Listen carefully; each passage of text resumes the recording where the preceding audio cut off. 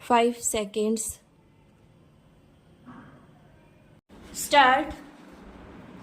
उपाध्यक्ष महोदय, वर्तमान वित्त अधिनियम सदन के सामने प्रस्तुत है। इस बिल पर मुझे बोलने के लिए आपने समय दिया, इसके लिए मैं आपका आभारी हूँ।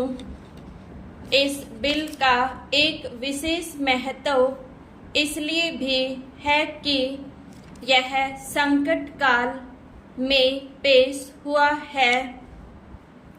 चीन ने हमारे देश पर हमला किया, देश पर संकट आया, राष्ट्र को चुनौती मिली और इस चुनौती को हम सबने स्वीकार किया, जिसके लिए पैसे की आवश्यकता हुई। इसको वित्त मंत्री ने बड़ी कुशलता से देश के अंदर और देश के बाहर से जुटाया। इस बिल का महत्व इसलिए भी है कि हमारी पंचवर्षीय योजना के मध्य में ही यह बिल आया है। देश में बड़ी बड़ी योजनाएं अभी अधूरी हैं, जिनका पूरा होना देश के लिए बड़ा आवश्यक है। इसके लिए भी बहुत बड़ी धनराशि चाहिए। देश पर संकट आया और देश जागा। कोने कोने से लोगों ने पैसा और सोना दिया और अपने लड़के तक फौज में दिए। इस देश में किसानों और गरीबों का जो वर्ग है, उसने भी दिल खोलकर इसमें सहयोग दिया। उसके बाद जो उन पर अधिक बोझ कर के रूप में पड़ रहा है या अनिवार्य बचत योजना के रूप में पड़ रहा है, उसको भी वे खुशी खुशी सहन करने को तैयार हैं, परंतु वे सरकार से भी कुछ चाहते हैं। वे चाहते हैं कि उनकी जो गाड़ी कमाई का पैसा है, खून पसीने का जो पैसा है, वह व्यर्थ के कार्यों में न जाए और उसका सदुपयोग हो। इसके अतिरिक्त उनकी कुछ अपनी दिक्कतें और परेशानियां हैं, जिनकी ओर सरकार का ध्यान चाहिए। इस आपातकाल के समय में जो उनको इन आए दिन की कठिनाइयों से राहत मिलनी चाहिए, ऋण लेने में और अन्य कार्यों में जो अड़चनें पड़ती हैं, वे दूर की जाए। किसान भारत की रीढ़ है। अगर इनको सुविधाएं दी जाएंगी तो देश आगे बढ़ेगा।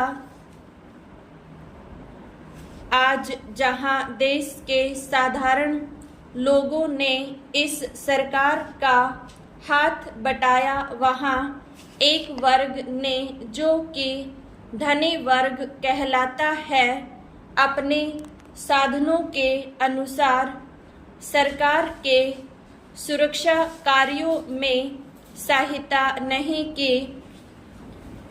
मैं यह नहीं कहता कि उन्होंने बिल्कुल सहायता नहीं की, लेकिन अपनी स्थिति के अनुसार सहायता नहीं की। जहाँ तक योजनाओं का संबंध है, इस देश को समृद्धशाली बनाने के लिए योजनाओं पर काफी काम हो रहा है। उपाध्यक्ष महोदय, इसमें कोई संदेह नहीं है, लेकिन कई स्थानों पर देखा गया है कि काफी काम हो रहा है, जबकि कुछ को इतनी उपेक्षा की दृष्टि से देखा जाता है कि वहाँ काम न होने के कारण वे इलाके विकास की दृष्टि से पीछे रह जाते हैं। मैं उत्तर प्रदेश का उदाहरण आपके सामने रखना चाहता हूँ। वहाँ पर चाहे उद्योग धंधों की योजना हो या किसी अन्य विकास के विषय में हो, दूसरे राज्यों की तुलना में हो, वहाँ बहुत कम काम हो रहा है और वह पिछड़ता ही चला जा रहा है। माननीय अध्यक्ष महोदय, इस विधेयक के संबंध में इस सदन के इधर के बैठने वाले लोगों ने और उधर के बैठने वाले लोगों ने बहुत सी बातें कही हैं। जैसा कि यह विधेयक है, इसको अभी पावर समिति के सामने विचार के लिए जाना है और वहां से विचार होने के बाद यह इस सदन के सम्मुख फिर से विचार के लिए प्रस्तुत किया जाएगा। तब माननीय सदस्यों को पूरे तरीकों से यह अधिकार होगा कि जहां तक इसके अनुबंधों का संबंध है उसमें परिवर्तन कर सकती हैं या उनको हटा सकती हैं। कल से जो बातें हो रही हैं वह सब नोट की गई हैं और मैंने बहुत सी बातों को सुना है। पावर समिति में उन सब बातों पर विचार किया जाएगा। बहुत से माननीय सदस्यों ने इस तरह की बातें कही हैं, वह बहुत आवश्यक मालूम हुई हैं और जैसा कि मैंने कहा है कि उन पर विचार किया जाएगा।